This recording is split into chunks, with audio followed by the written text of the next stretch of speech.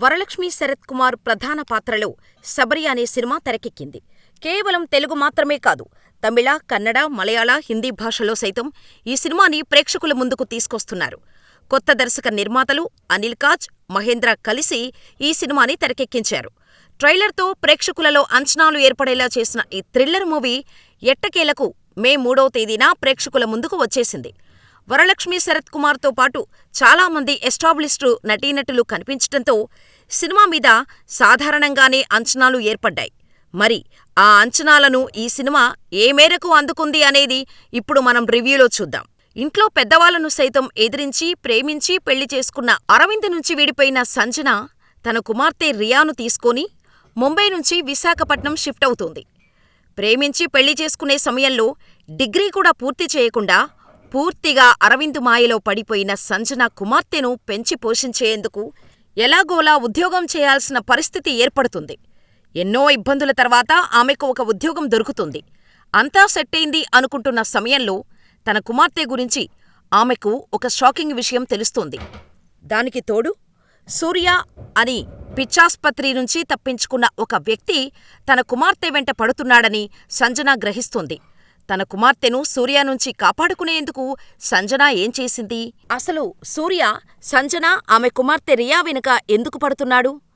సంజన, అరవింద్ విడిపోవటానికి కారణమేంటి? సూర్య జీవితంలో రాహుల్ ఎలాంటి కీలక పాత్ర పోషించాడు? చివరకు ఏం జరిగింది అనే విషయాలు తెలియాలంటే సినిమా చూడాల్సిందే. విశ్లేషణ: ఈ మధ్యకాలంలో ప్రేక్షకులు థ్రిల్లర్ సినిమాలను ఎక్కువగా ఇష్టపడుతున్నారు. లవ్ స్టోరీ లాంటి సినిమాల కంటే థ్రిల్లింగ్ ఎలిమెంట్స్ ఉన్న సినిమాలు చూసేందుకు ఆసక్తి చూపిస్తున్నారు. దీంతో దర్శక నిర్మాతలు కూడా అలాంటి సినిమాలు చేయటానికి ఎక్కువ ఇంట్రెస్ట్ చూపిస్తున్నారు. అదే కోవలో కొత్త దర్శకుడు అనిల్ ఈ 'శబరి' అనే సినిమా ప్రేక్షకుల ముందుకు తీసుకొచ్చాడు. నిజానికి ముందు ప్రమోషన్స్లో చెప్పినట్టుగానే 'శబరి' అనే టైటిల్కి సినిమాకి సంబంధం లేదు. శబరి అనేది అమ్మతనం అని అర్థం వచ్చే ఒక పదం. దానికి తగ్గట్టుగానే సినిమా కంటెంట్ ఉంటోంది.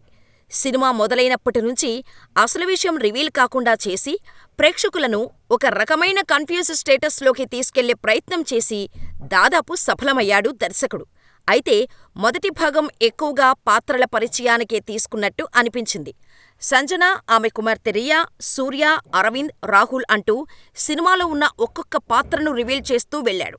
అయితే ఫస్టాఫ్లోనే కథ మొదలుపెట్టినా ఎందుకో సాగదీసిన ఫీలింగ్ కలుగుతుంది.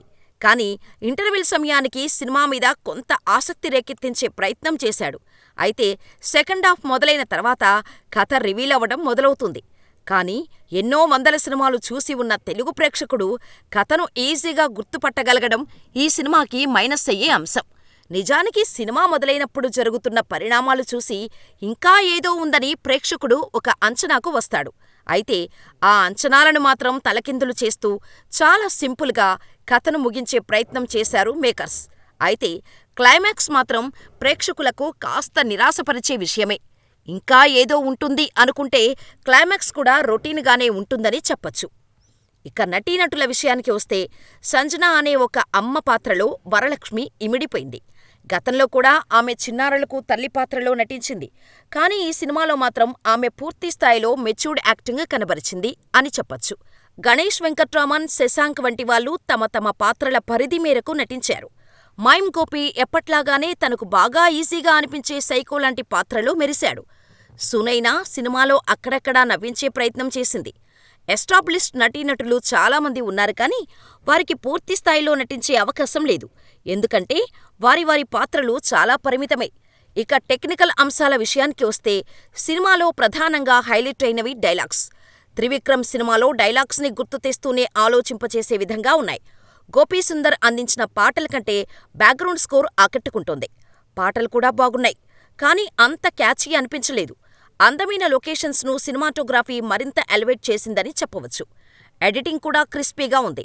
కొత్త నిర్మాత అయిన నిర్మాణ విలువల విషయంలో మాత్రం ఎక్కడా కాంప్రమైజ్ అయినట్టు అనిపించలేదు. ఫైనల్గా చెప్పాలంటే ఎలాంటి అంచనాలు లేకుంటే 'శబరి' కొన్ని చోట్ల థ్రిల్ చేస్తోంది.